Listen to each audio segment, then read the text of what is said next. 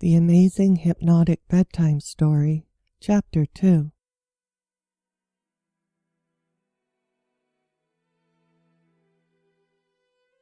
You are surprised by how long you have slept, and lie here in your bed for quite some time, enjoying the feel of it, and recalling the strange and interesting dreams you had the night before and through this morning. This book is now on your bedside table, and far more pages appear to have been read than you can remember reading. You wonder if this book is messing with your head, but you feel so wonderful, you decide it must be doing you good.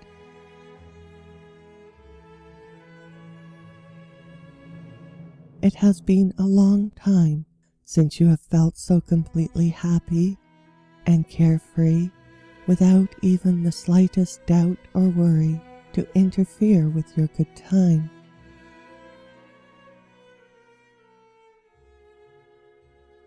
You know you are on an adventure, and come what may, you are completely safe and secure, calm, cool, collected, competent, confident, in control, and ready to go, because you've got this now, and you have a solid feeling deep down at the very core of your being that from this time forward you will take on the world and win.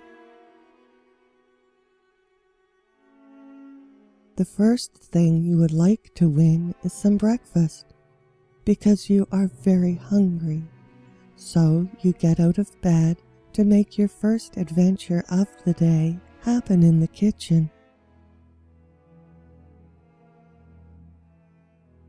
You stopped off the day before on your way to the cottage to buy some basic groceries, and when you arrived here, you were surprised to find some essentials, and even a few luxury items had already been left there for you.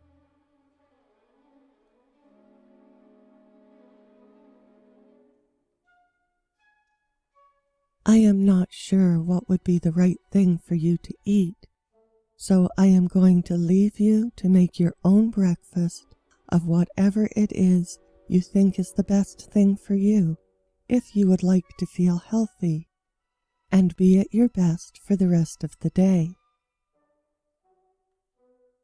The only stipulation I have is that it be a delicious meal that turns out exactly the way you would like it to, and it leaves you feeling well nourished. After you have eaten just enough not to be hungry, yet not so much as to weigh you down, you go to the bathroom to shower and notice the bar of soap and face cloth left on the vanity the day before is missing, and the bathroom floor feels gritty under your feet. You wonder again if you have been sleepwalking. The bathroom smells of moss and peppermint, and you try to remember when or where you have smelled this before.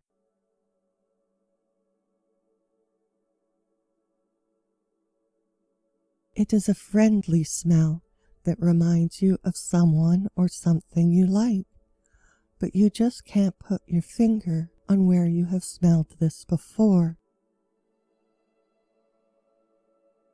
You don't know why you feel vague disappointment over not seeing who it was who was in your bathroom, but for some unknown reason you wish you could have been awake and there to help them. You shake off this feeling to shower, dress, and clean up the cottage quickly and efficiently, stopping only for a moment to examine the parting of your hair. Your hair here seems to be a little bit more silvery than the rest, but maybe that's just because it is so shiny today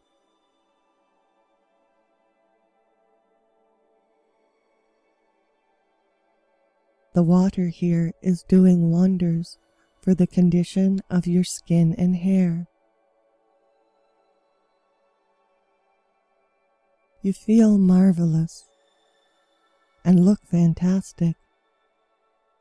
So you carry on, glad this vacation is having such a positive effect on you and your overall sense of well-being.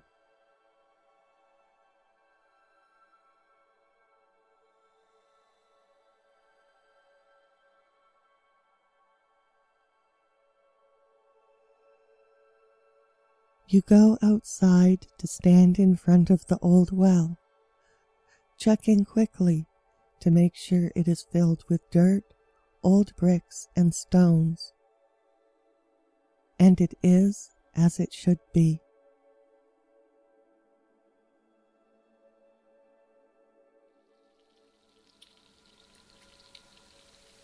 This time you hear a rustling sound coming from the bushes in the daylight, and you feel brave enough to address the bushes, calling out greetings to whoever's in there.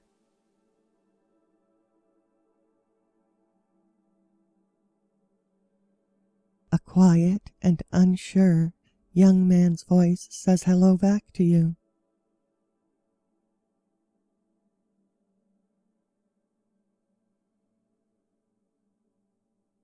You part the sticks and leaves to discover this place, where the undergrowth is at its thickest and most high, has been hollowed out to make a den.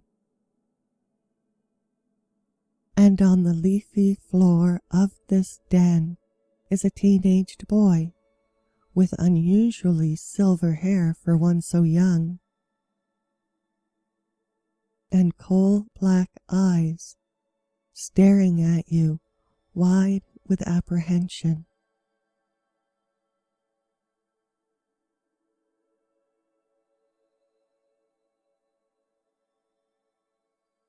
He is holding a dirty, worn-out sweater and is surrounded by several small piles of filthy clothing, empty beer and liquor bottles, and some trash spilling out of a garbage bag beside him.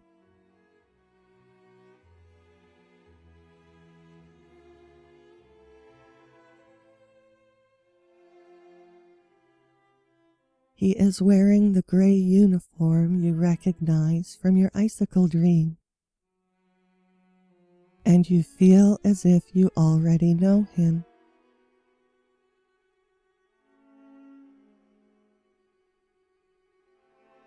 He breaks the awkward silence that ensues as you are trying to figure out or remember where or when you know him from by explaining, "I'm not supposed to be here. I'm just trying to find something to wear so I can go out and see what is happening." Then he asks you if anything is happening yet.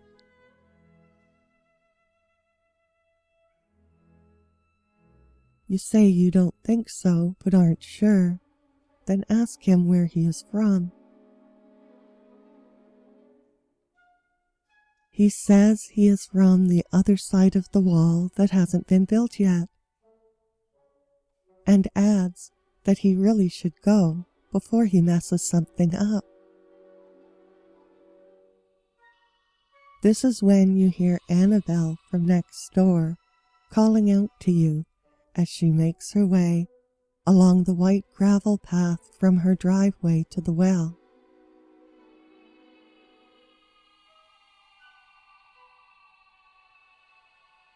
You tell the boy to stay there and go out to meet your neighbor before she finds him.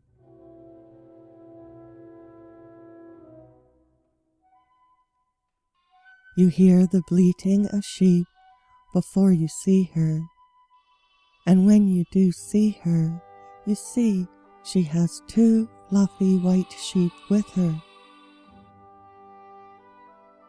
She is smiling and acting as if nothing unusual is happening as she greets you.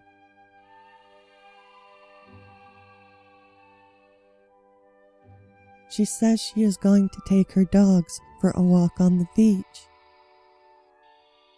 and invites you to come with her so she can show you around some of the area and tell you some interesting things about it you might like to know.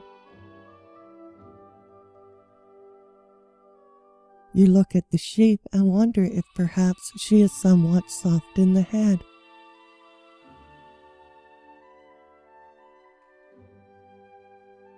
You don't want to be so rude as to point this out, so you ignore her so-called dogs and ask if you could take the tour later on, because there is something you would like to take care of right away.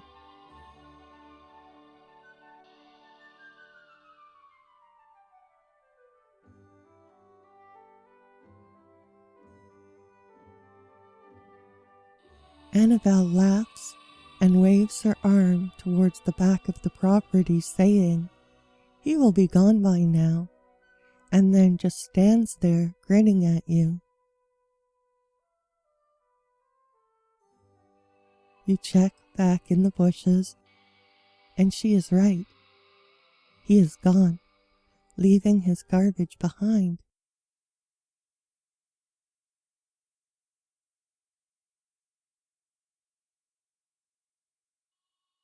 Back on the path, you hear your present new friend shouting, while sounding as friendly as she can sound, saying there really is some interesting information about this place she would like to share with you.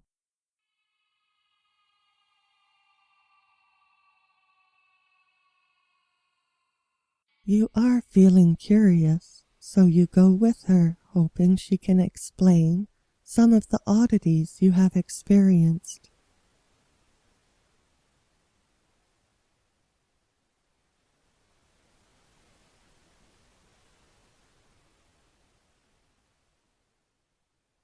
You walk along the now familiar path beside her and behind the sheep to the beach.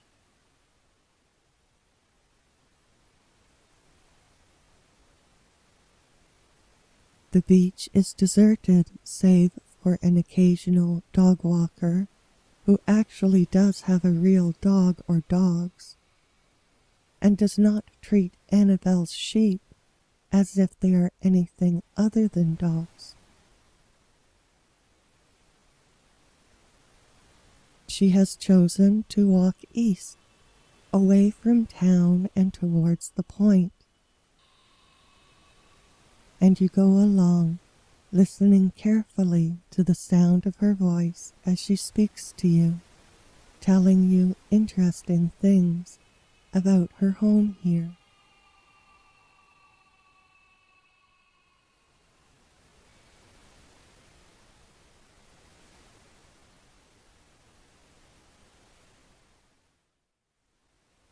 I've lived here all of my life, she says, as you study your feet and how light they feel on the sand. It is a wonderful place to raise a family, she continues before adding, but they're all grown and gone now.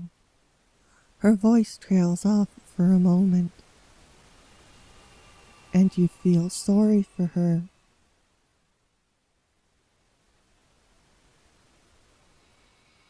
How lonely it must be, you think.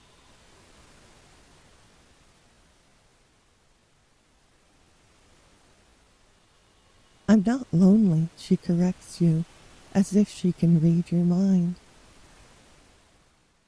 There is plenty for me to do here, and I am kept company in many ways. I have had a good life, much longer than most, and have been given more second chances than I deserve. She giggles like someone much younger than herself. Then she turns her attention to the wider scene around you. Most people don't like refineries or the chemical plants, but they do like the steady paychecks they provide. You must understand, we are about so much more than the refineries. We are Canada's energy city. We have the wind farms, solar farms, and the research parks. At the research parks, they do amazing things. They are experimenting with cold fusion, bouncing particles around, artificial whirlwinds in jars, and many other things we don't really understand yet. All this is focused on producing abundant clean energy. They have bio-farms growing natural chemicals that are good for us and the planet. Some of the best minds in the world are working day and night there to make sure places like Chemical Valley become obsolete. Most people don't know the greatest hopes for the future of humanity rests here with us. The odd thing is, I have known many people who work in the valley, but I have never met anyone who works at either of the research parks. We just know they are there, and we see buses full of people coming and going, but no one seems to have known anyone who works there. Annabelle stops talking, makes an abrupt about face, and asks you if you would like to start heading back. She begins walking in that direction before you answer, so you catch up and go back to listening to what she has to say.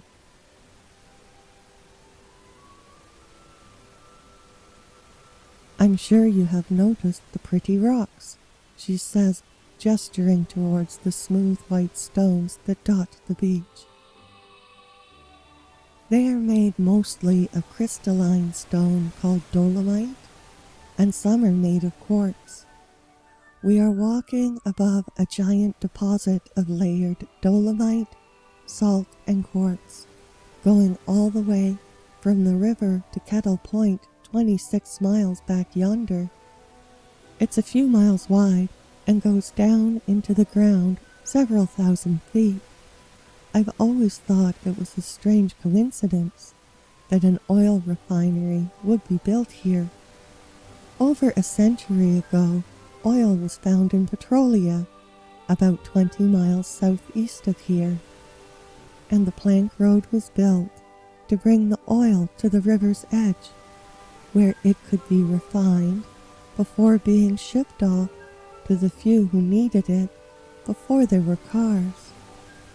Of course, once there were automobiles, things really took off, but that's another story, and not one that is as interesting as the other stories I could tell you.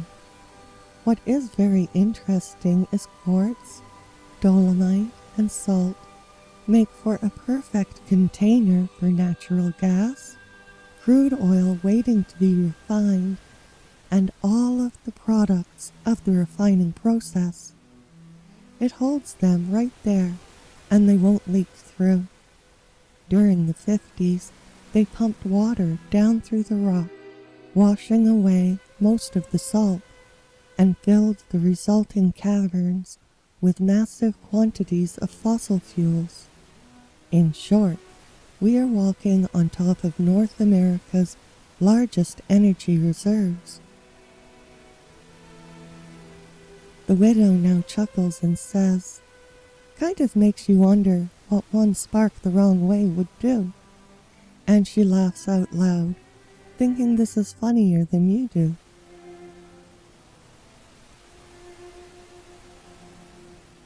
The entire time you are walking and listening to the sound of her voice, you have been watching your feet step across the pebbles and sand, one foot in front of the other, over and over. And the soft, pleasant sound of Annabelle's voice has deeply relaxed you. So deeply relaxed you feel as if you have gone into a meditative state of mind, watching the sand and stones go by under your feet, over and over, with the patterns of the stones and in the sand eventually repeating themselves. And time seems to stand still as the ground is moving beneath you, till your trance is broken by her laughter. This is when you realize the quality of light upon the sand and the stones has changed to much warmer colors.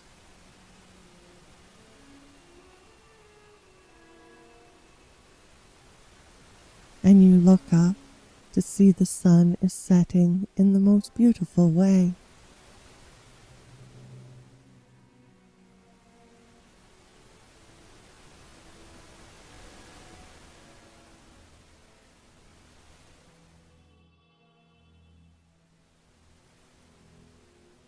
"Isn't it something?" says your companion when she has finished enjoying her own joke, and notices you are watching the sunset.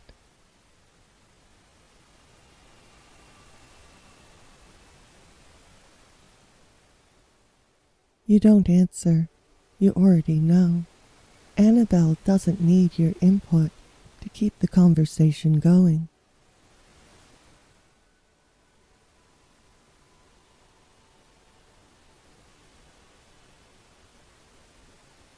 We have some of the most beautiful sunsets in the world, or at least I think we do.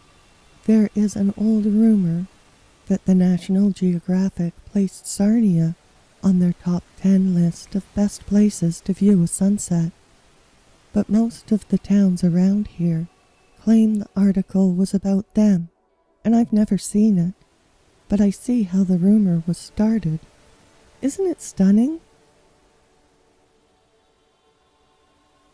You nod before she continues. And it can happen so fast. Sometimes it takes all day, and other times the time just flies by, and before you know it, the day is over, and it is time for a long good night.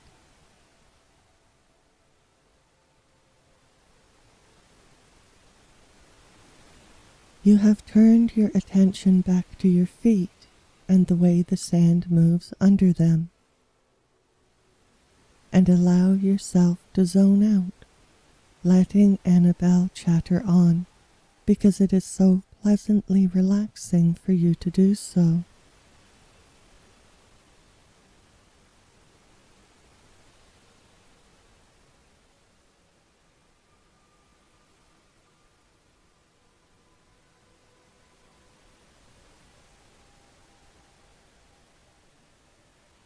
The stones sparkle pink, yellow, and blue now, and her voice merges with the sound of the water as she tells you about her late husband and 3 children, well raised and living out of town, till you are back to the place where the trail meets the beach, and you stop to be invited for a dinner that is already keeping warm in Annabelle's oven.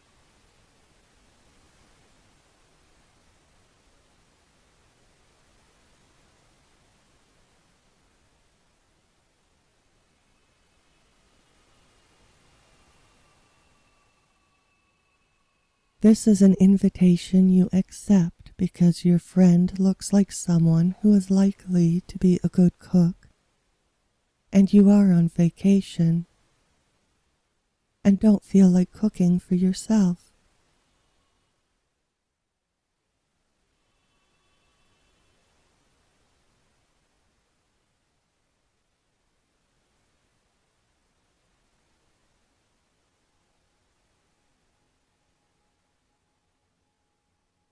Dinner is delicious, and even if you aren't sure what it is made of, you don't take time to ask, as Annabelle keeps on talking, mostly about the mundane goings-on of the people in the neighborhood, till it is dark outside, and you feel the urge to go home, make yourself comfortable, and read a good book.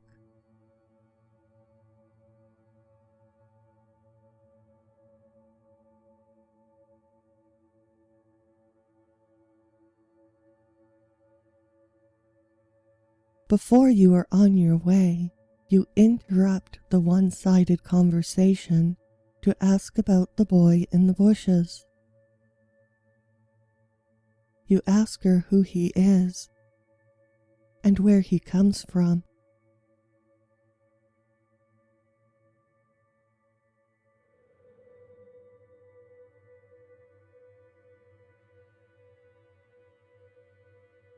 Don't worry about him, she says in a tone that conveys she knows him very well. Then she is suddenly serious, and choosing her words more carefully as she adds, "He can take care of himself, and he'll be back. Let's all hope he knows what he's doing." She changes the subject to very obviously avoid any further questioning, and tells you she has some things for you, hurrying away through the living room and down the hallway.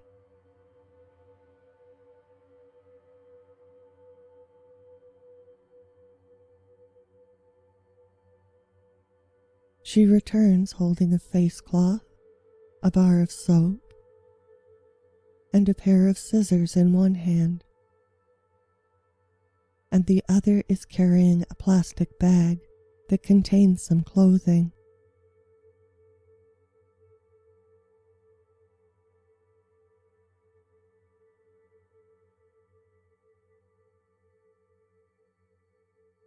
She places them on the table before you. You instantly ask, "Were you in my house?" "Well, yes and no," she says with her voice taking on a wheedling tone as she visibly squirms and searches again to find the right words before saying, "I know a young lady was in your house last night that needed these things, so she took them, but she is very sorry and will never bother you again. She also would prefer it if you didn't know who she is, and I have promised to protect her identity, and that is all I am able to tell you."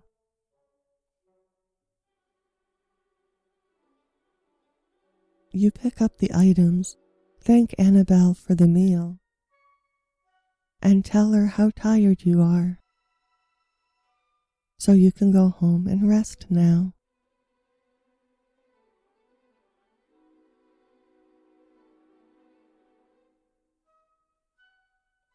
Your host graciously sees you to the end of the driveway and softly takes your hand, leaning in and saying, "If there is anything you need, anything at all, please let me know." Her breath smells ever so slightly of moss and peppermint.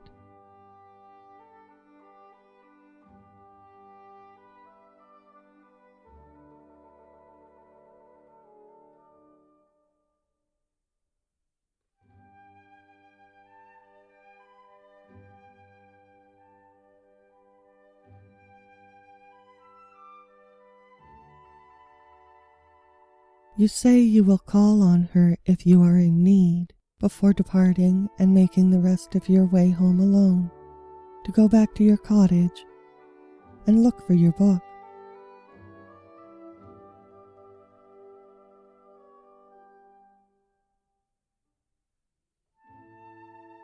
The first thing you do inside the cottage is go to the bedroom and take the new clothing out of the bag.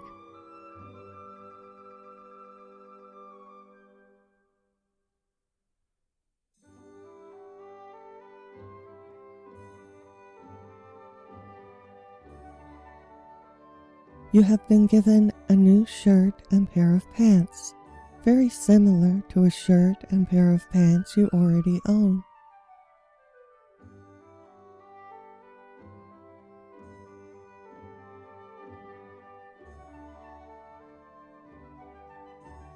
When you look in the closet, they are gone now.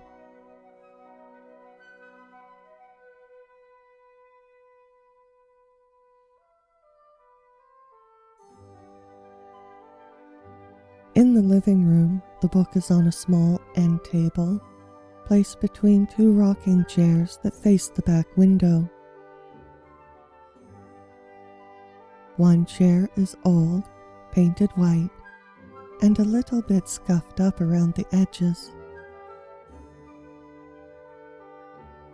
The other one is much older and can be considered an antique, made of dark wood and carved with Baroque-style ornate patterns.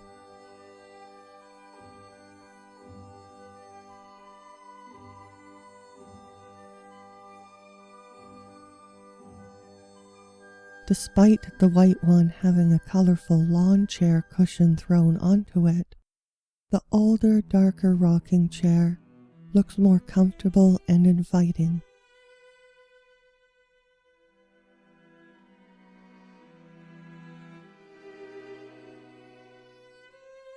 You sit down on it, feeling your behind sink deeply into the ancient straw-stuffed seat, and then lean your back against the high wooden back support behind you.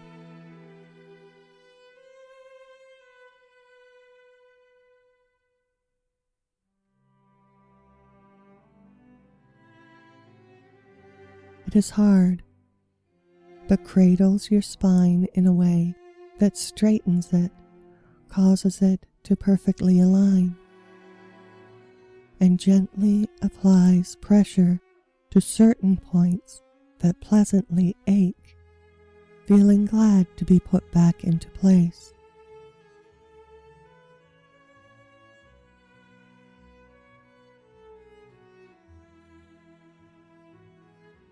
You put your feet on the narrow ledge behind the window and use your leg muscles to gently rock yourself back and forth.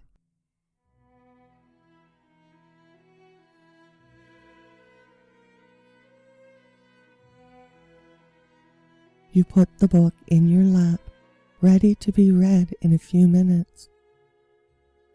But first you would like to study your reflection in the darkened glass of the window before you.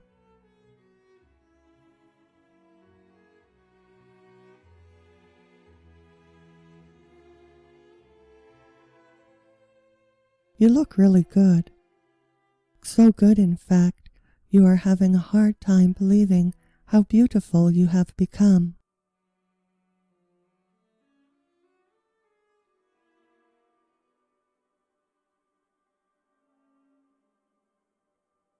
You go over every detail of your appearance, but you can't find anything noticeably different about how you look.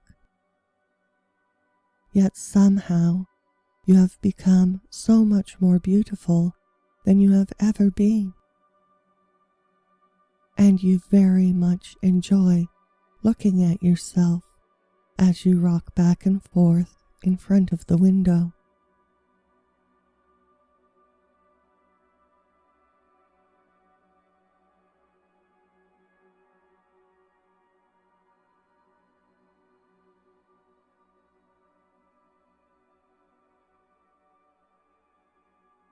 You smile to yourself just a little bit, and you feel you are smiling on the outside and your inside as well.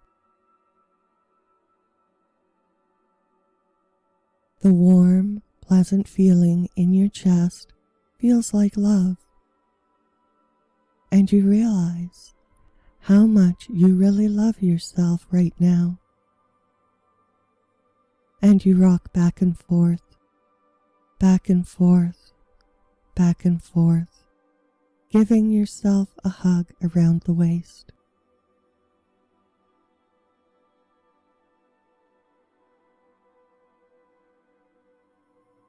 You gently say to your reflection, "No matter what happens, I will always be there for you. And then just breathe for a time, relaxing more deeply with each breath. Feeling yourself become more and more calm.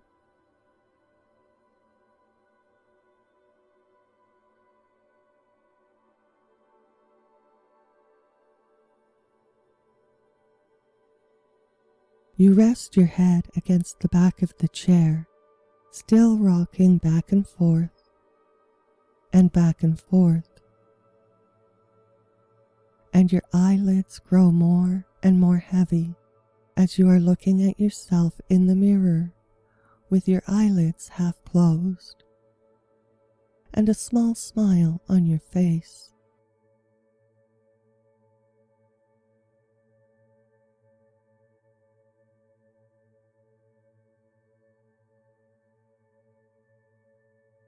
Soon your eyelids close the rest of the way, and now you can feel yourself swinging back and forth in the darkness.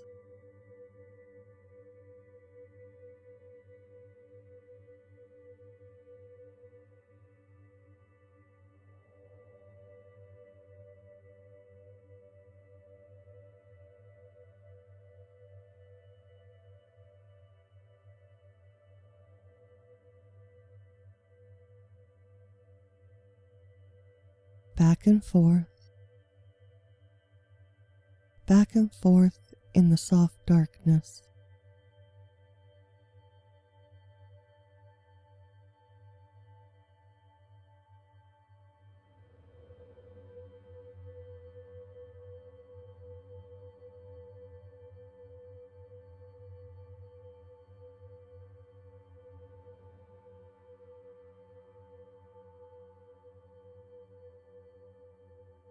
Your thigh muscles totally relax now,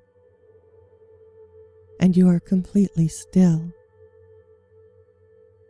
and are listening to the absolute quiet with the heavy concrete walls of the house sealing out all sounds or noise from the outside world.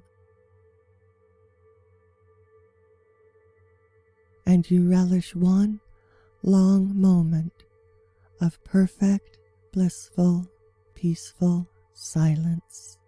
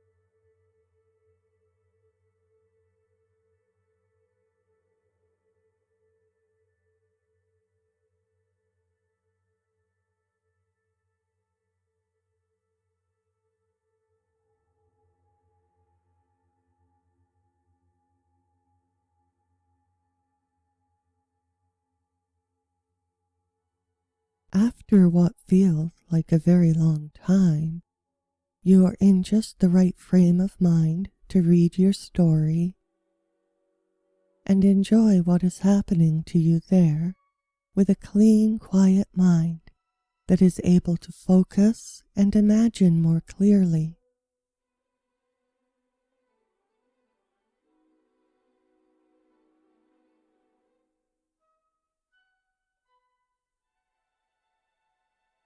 You turn the book over and begin to read the words on this page.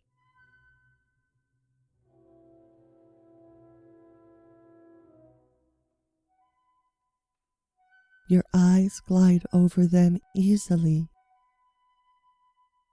and you instantly and effortlessly have full understanding of each and every word your eyes slide past without having to think about anything or figure anything out.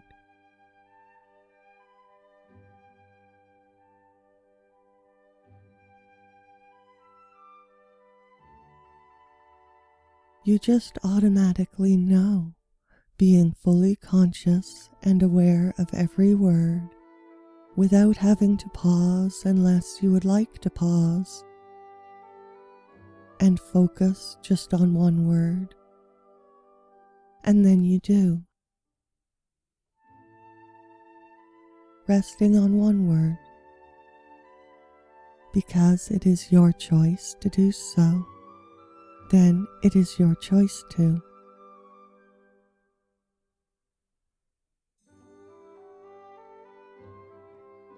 When you would like to, allow your eyes to glide across each line quickly.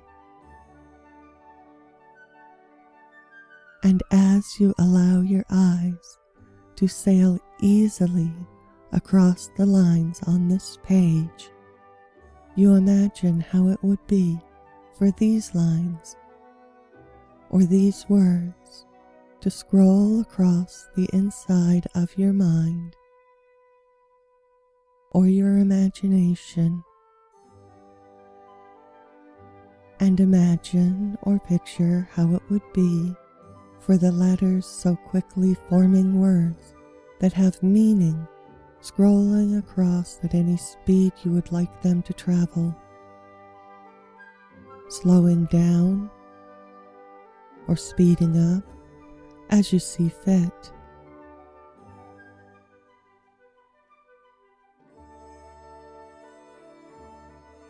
Scrolling across, and you can change the color of the words to just one color, or make every word or every letter be a different color. And you can change the font in your imagination to be any font you think would be the best font, the most decorative, the easiest to read.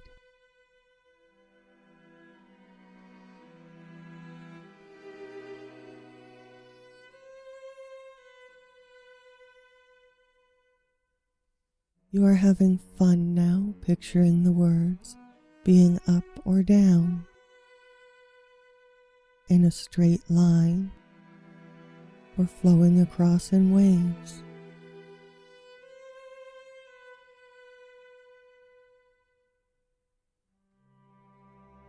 You can decorate your words with anything you would like to: flowers, sparkles, swirls of mist, or smoke. Anything at all, really, because these are your words. They are in your imagination. So this is all for you and all about you during this time. And you have every right to make things be just the way you would like them to be.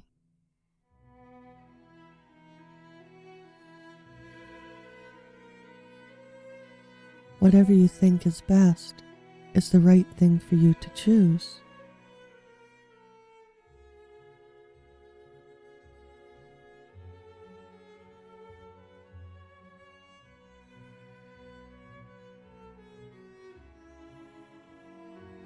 You now experiment with backgrounds, choosing scenes that are pleasing to you.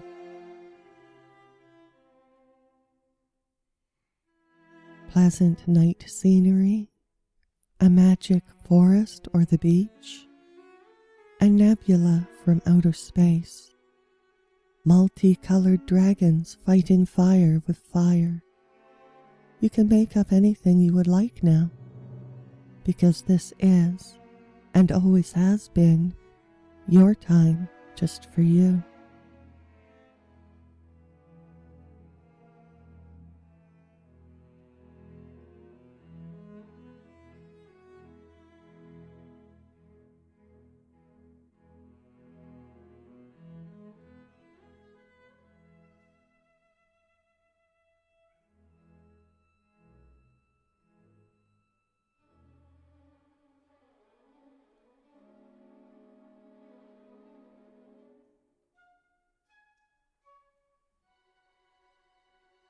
Going from the complicated back down to the simple now. You zero in on the page you are reading in this moment and simply allow your gaze to lightly float across the lines, and how easy it is for you to relax very deeply and give your eyes permission to swing back and forth, back and forth, and back and forth,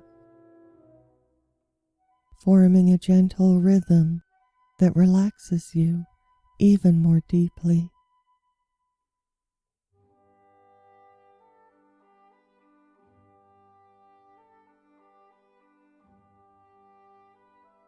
Your eyes swing quickly to the left, then cruise along at a slightly slower pace as they nimbly tiptoe over each word. And it is very easy for you to just relax and let this happen.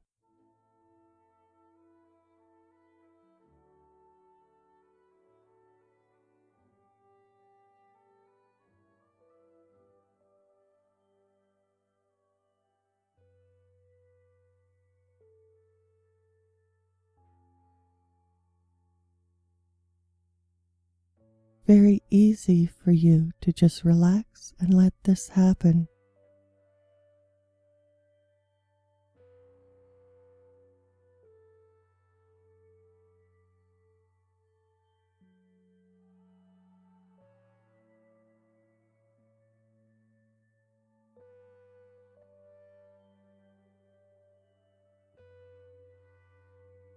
Very easy for you to let your eyes tiptoe, float,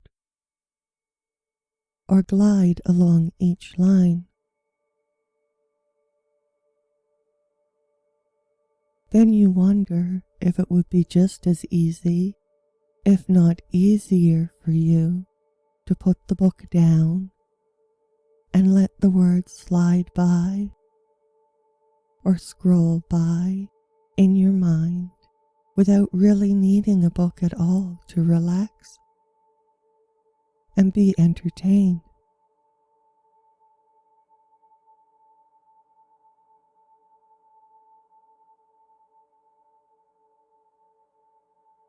You put the book down on the end table and go back to watching yourself in the window. And after you put the book down and watch yourself in the window, you are happy to note the words are continuing to drift by in your mind. And these are just words. Words that don't have to be about anything at all. Just words rolling along, giving your mind something relaxing and easy to do. And you close your eyes and picture, using your mind's eye, these words traveling across your field of vision, And now you wonder if it might be even better if there weren't any words in your mind at all. So you bring these words closer to you, and they appear larger till your awareness slips through the spaces between them, and you float through into dark emptiness to just rest quietly with all this nothingness, experiencing how it is to have a clean, clear, quiet mind.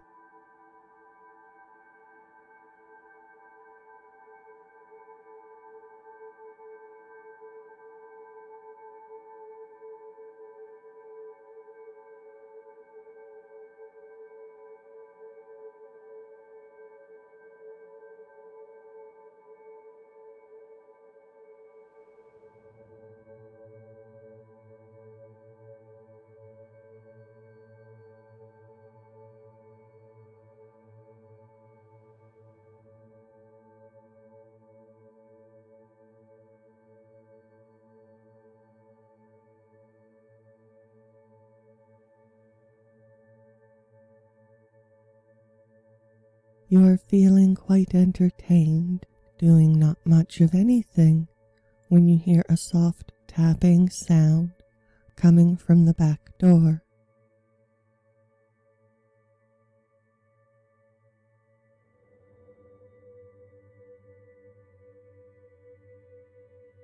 You open your eyes to see through the windows the boy from the bushes. He is wearing the same gray pajamas and looks to be somewhat nervous and maybe a little bit agitated. This does not affect you, as the serenity inside of yourself has now taken on a life of its own and is regenerating itself from somewhere that might be where your heart is, and it flows through your body independently, unmoved by anything that may or may not be happening in the outside world.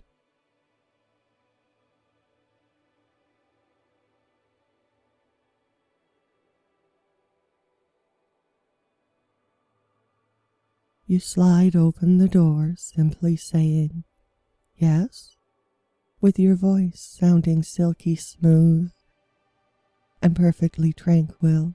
Then you wait patiently as he hums, haws, clears his throat, and finally blurts out, "You have to come with me."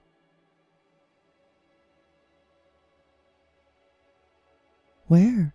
you ask, and he only says, "Please," to answer your question.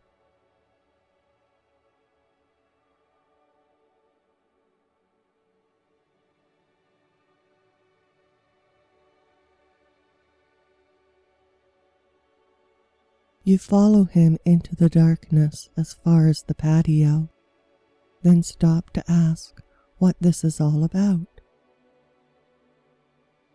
"The wall," he says, pointing to the woods. You tell him to wait for just 1 minute and go to the kitchen to retrieve a flashlight from the drawer where the scissors are missing.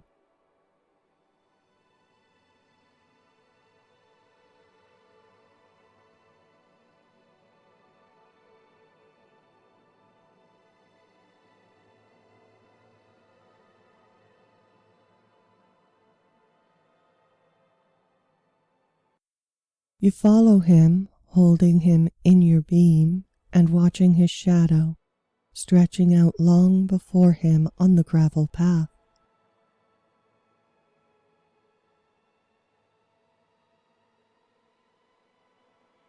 The path bends upwards and stops in front of a brick wall.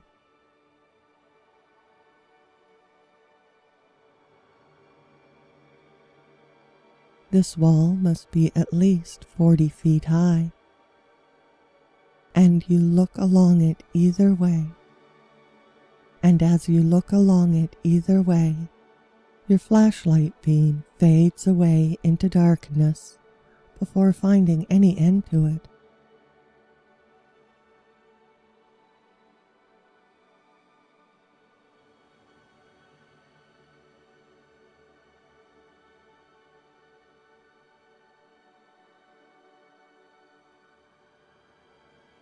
The boy says from beside you, "We can use it to sneak in."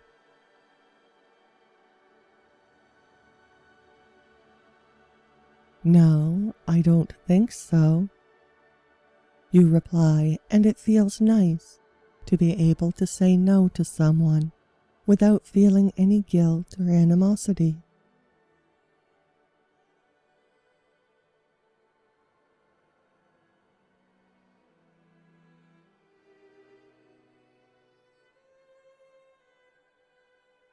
You don't very much like the idea of sneaking in anywhere.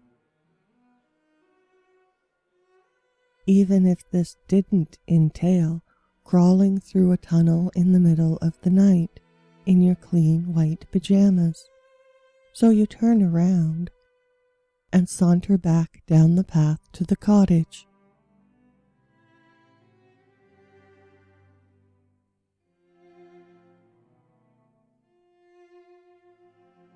By the time you are at the gate in the dilapidated fence, it is entirely obvious to you the cottage is no longer there.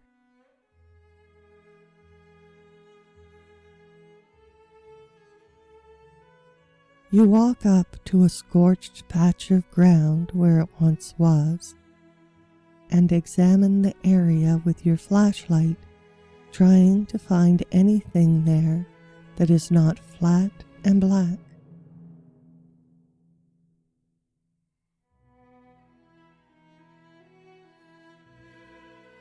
The boy's voice is calm and even as he says from behind you, "You gotta come with me. You gotta help me put things right." You agree and are soon by the wall, looking into a rough tunnel dug into the ground near the path. You hesitate and the boy reassures you. "It's actually quite nice down there. I'll go first, and you won't need a flashlight." This sounds encouraging, so you follow him in on hands and knees, bringing the flashlight with you.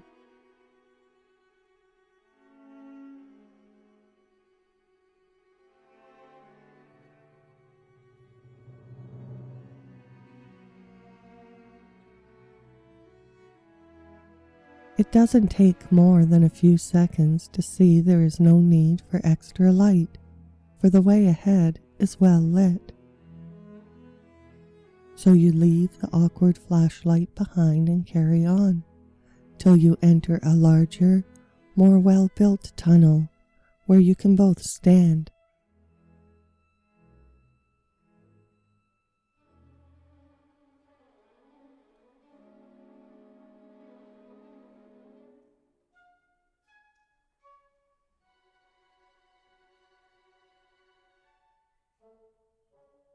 "This was already here. I don't know who built it," the boy says matter-of-factly.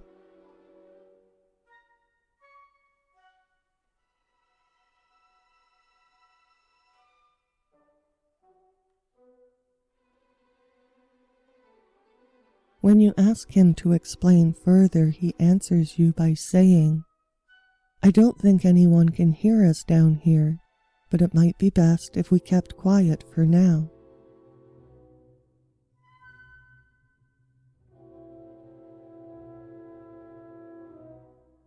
When he starts walking further into the smooth and round tunnel, you follow in single file, because the bottommost part is the easiest place to walk.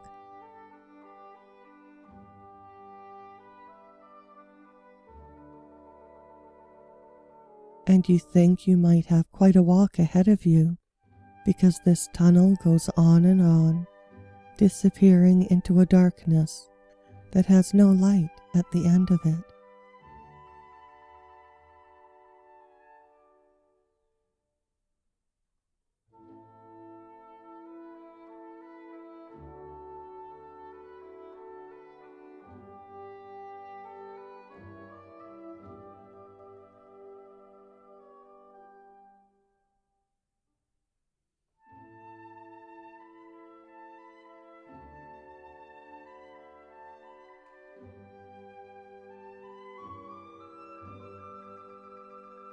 The walls themselves are luminescent and made of the beautiful stone you have become familiar with.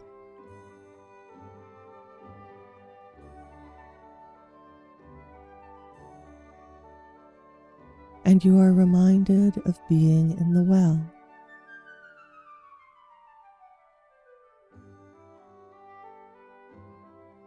You expect to feel much better down here, so you do feel much better.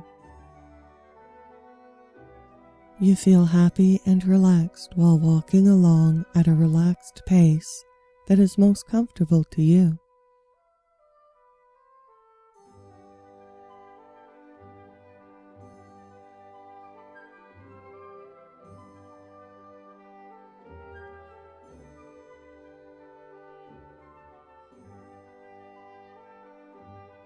The boy just ahead of you is muttering something about him being in trouble with his mother. But you think he is speaking more to himself than to you. You are occupying yourself by feeling the walls around you and having too much of a good time to concern yourself with your partner's domestic problems.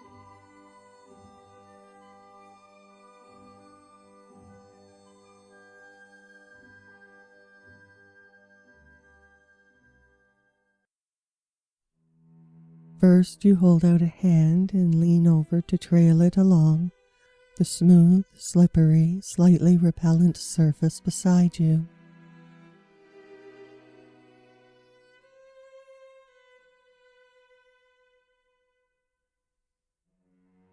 Every nerve in this hand sings with pleasure, and you are feeling almost drunk. If it weren't for the fact that you feel more awake, aware, conscious, and coordinated than you ordinarily do.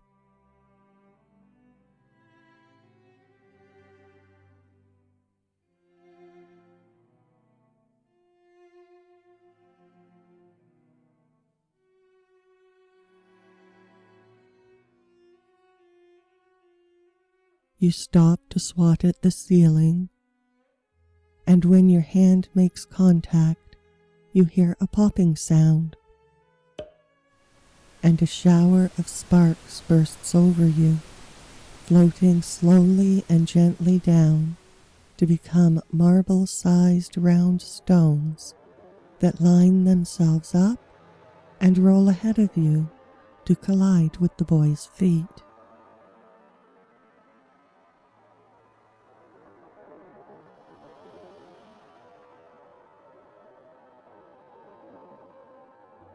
You think this is wonderful, so you do it again.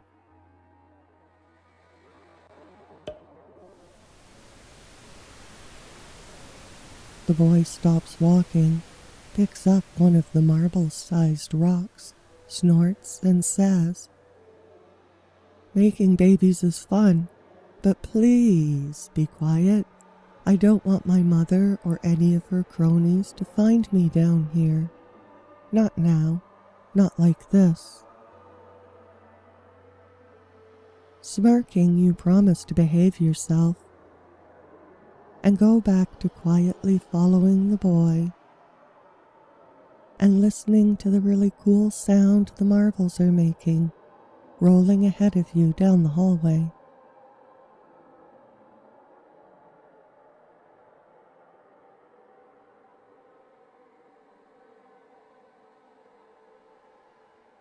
The sound grows quieter and quieter, then fades away to silence.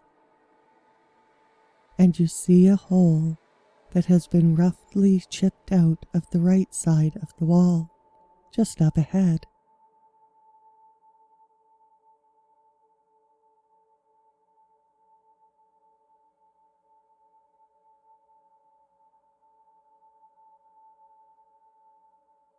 It is big enough to climb through quite easily, and the boy standing in front of you says, "We're here," then reaches into the hole to knock on a door, saying the words, "Shave and a haircut, 2 bits."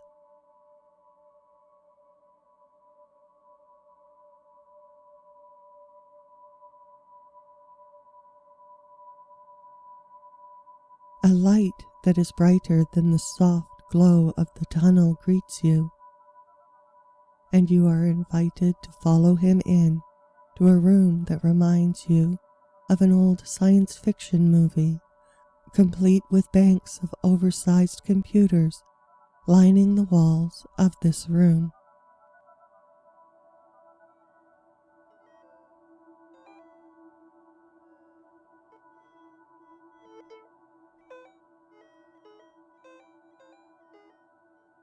These computers have flashing lights and are making little beeping noises.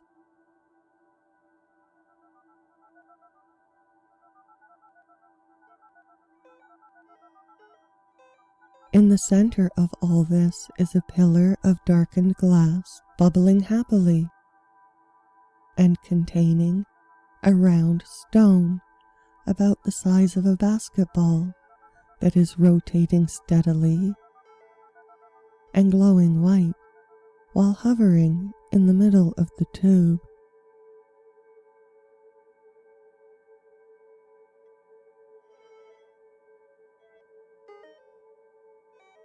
There is a man here holding a door open and asking you to hurry up and get in.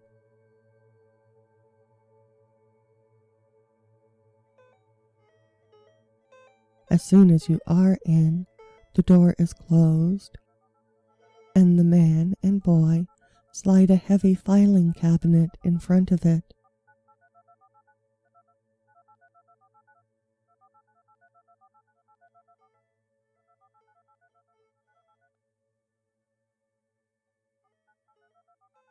The man is tall and muscular with bronze skin, a bald head, and silver eyelashes.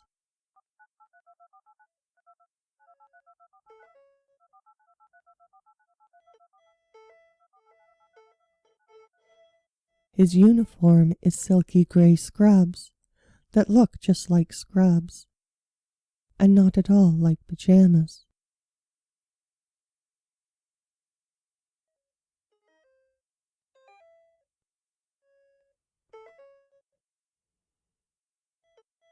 He holds out his hand and looks at you questioningly. You take his hand and shake it, and as you do, both man and boy laugh, as if very pleased with themselves.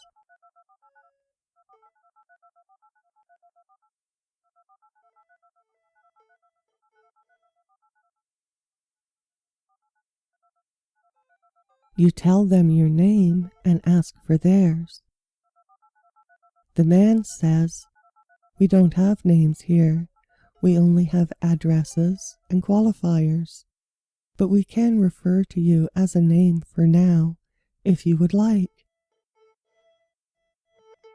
You say that would be great, and before you can ask any questions, the man turns to the boy and tells him to get cleaned up and go home, finishing with saying, "I'll take your friend up to Red 11 and make sure our new guest has everything needed to be comfortable."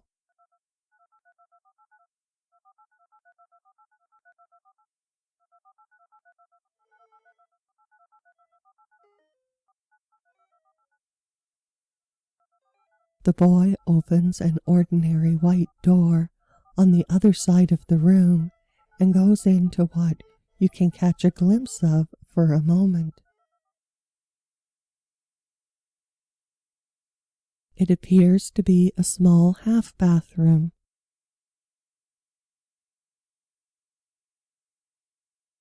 The man is taking something from a cupboard under a panel that is silky and gray like the clothes he is wearing.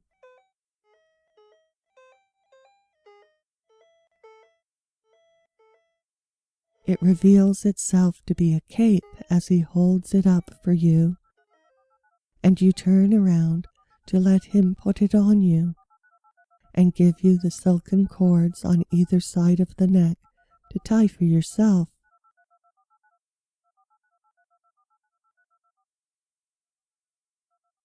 This cape comes with a voluminous hood, and the man comes around to the front of you and motions for you to put the hood up over your head.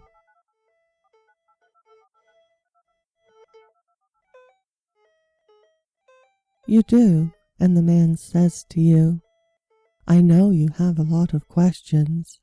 I'll be able to give you some information as soon as we get you to your room.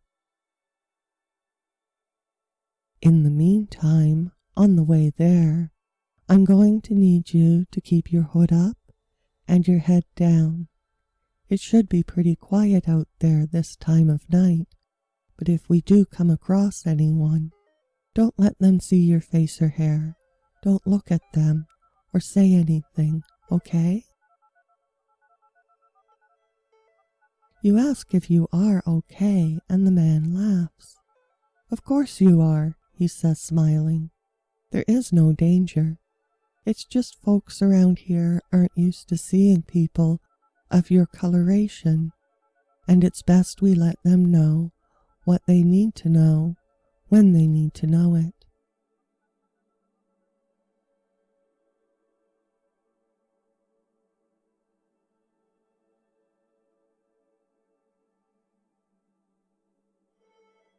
He looks over to the viewing screen that is on the wall in the place where you would expect to see a viewing screen, and it is showing a very long and empty hallway with white walls, black doors, and a purple carpet.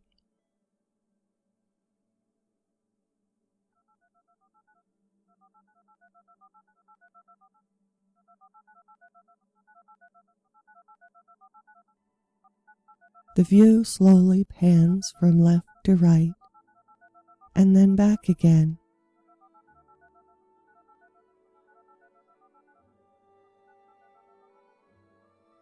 There isn't anyone in the hallway.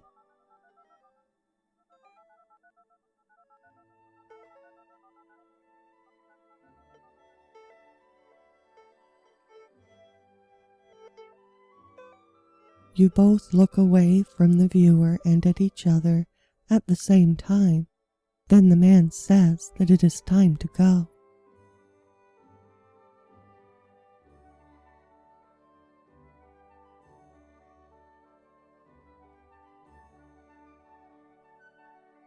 You exit into the hallway through a set of 2 sliding doors that make a comforting swishing sound you have heard before on the television, opening for you as you approach and sliding closed behind you as soon as you are in the hall.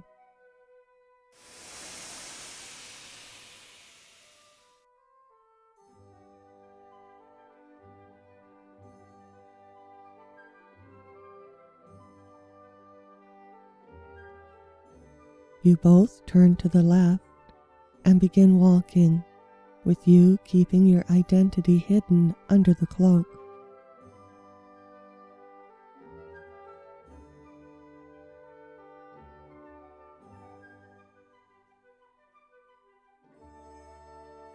Cloak trails slightly on the carpet as it billows around your feet.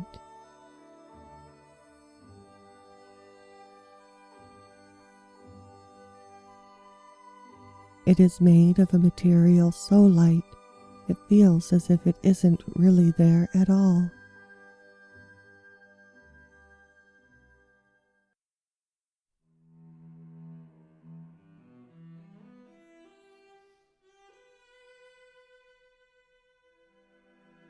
You watch how the material flows around your feet on the tiny currents of air caused by each step, and enjoy how the light shines on it, because you still have a little bit of the euphoria you experienced in the tunnel with you.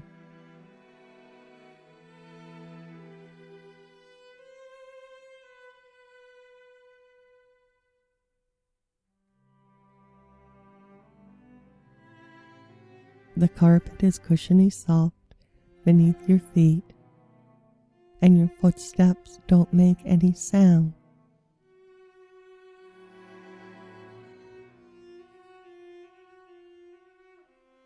The hallway is silent, without any sounds coming from the doors you are walking past.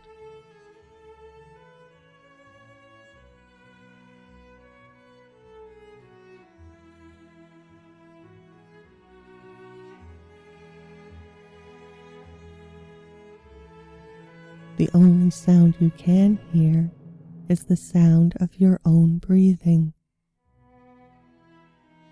And you are breathing the way you would breathe if you were walking at a relaxed yet steady pace.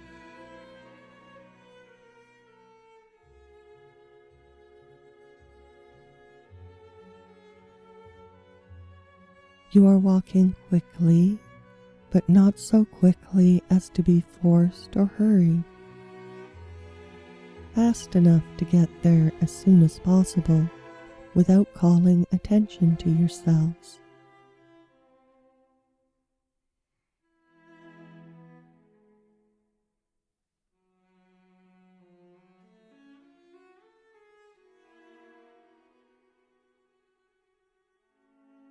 You fill your lungs as much as you comfortably can and then relax to let the breath go. Before you draw in another long breath through your nose, smelling the fresh, clean air in the hallway that smells of nothing at all. As each foot takes its turn swinging forward and coming down upon the soft carpet.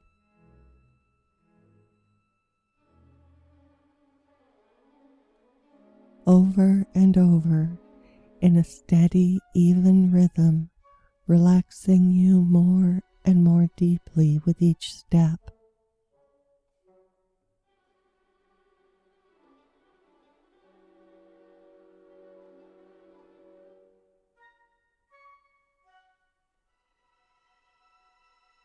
Your mind begins humming a simple but pleasant little tune you have never heard before, but are enjoying very much.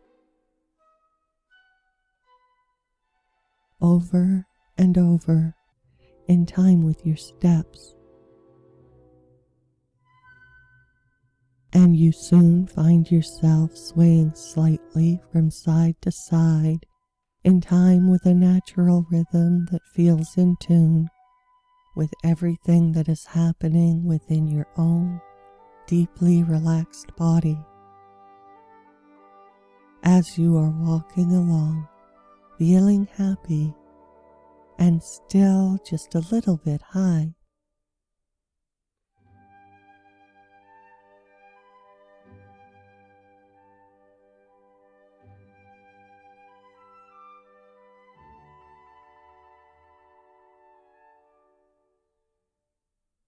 As you continue walking, you notice the hallway is now curving gently to the right, and in your limited field of vision, you can see doorway after identical doorway go by,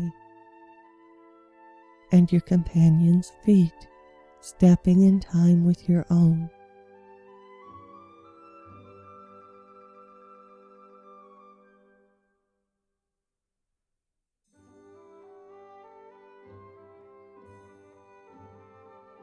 You are watching his feet wearing silver gray slippers taking step after step till they stop and you take 1.5 steps more to come around to stand beside him. he opens the door you both are standing in front of, and you both go through to a gray stairwell made entirely of cement, save the dull steel handrail that is smooth and cool under the hand you place upon it to steady yourself. And you follow the man up the first set of 7 stairs, counting them as you step up. 1, 2, 3, 4, 5, 6, 7. Then following the curve in the handrail to help swing yourself around the corner to be going in the other direction and counting the stairs again. 1, 2, 3, 4, 5, 6, 7, and around to face the other way, and up for 1, 2, 3, 4, 5, 6, 7, and around the bend to count again. 1, 2, 3, 4, 5, 6, 7, around, and 1, 2, 3, 4, 5,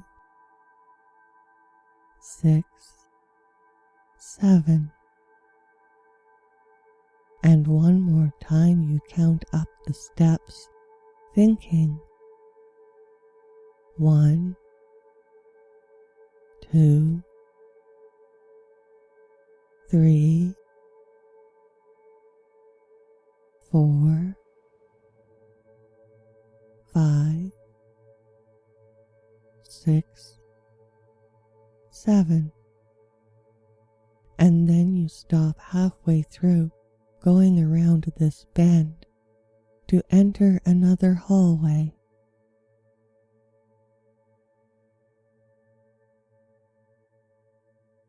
This hallway is the same as the previous hallway, except this one has red carpeting, and your way is curving off just a little bit to the left this time, and you begin your march again, as before.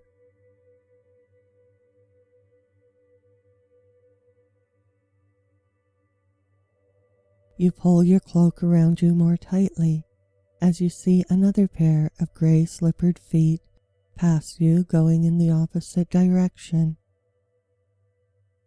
and you hear your companion mutter the word greetings, and another voice that belongs to the other pair of slippered feet says greetings back in the same way, and you are still on your way, watching the billowing of your cape, the man's feet taking step after step, and the bottoms of black doorways going by for a time till the man stops before a doorway that he opens, and you follow him into a room with the same red carpeting as out in the hall, and he says, You can take that off now.